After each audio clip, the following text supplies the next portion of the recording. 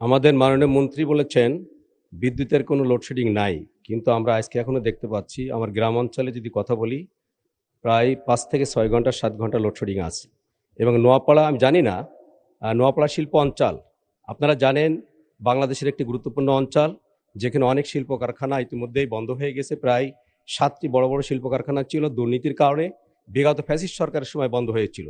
Private সেক্টরে কিছু শিল্প কারখানা তৈরি করা হয়েছে, সেখানে এখন কিন্তু ব্যাপকভাবে বিদ্যুতের ঘাটতি দেখা দিয়েছে এবং তারা পরিকল্পিতভাবে জেনারেটরেও অনেক খরচ হচ্ছে বিধায় সৌর বিদ্যুৎ দিকে তারা ঝুঁকে যাচ্ছে। আমার কাছে আমি অনেক কয়েকটি মিলে পরিদর্শনে গিয়েছিলাম, তাদের বক্তব্য যে সৌর বিদ্যুৎ যাতে আমরা সহজে করতে পারি তার জন্য ব্যবস্থা আপনারা গ্রহণ করবেন।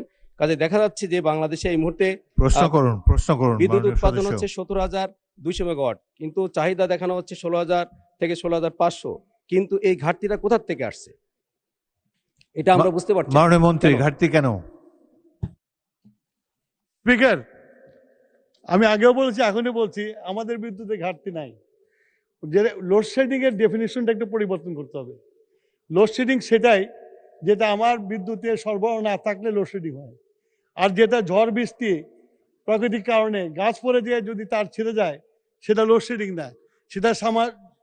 সেটাকে মেরামত করার জন্য যে সময়টুকু দরকার সেই সময়ের মধ্যে আমরা লোডশেডিং দিতে বাধ্য করে বিদ্যুৎই যায় না সেখানে, আবার মেরামত হয়ে গেলে বিদ্যুৎ চলে আসে।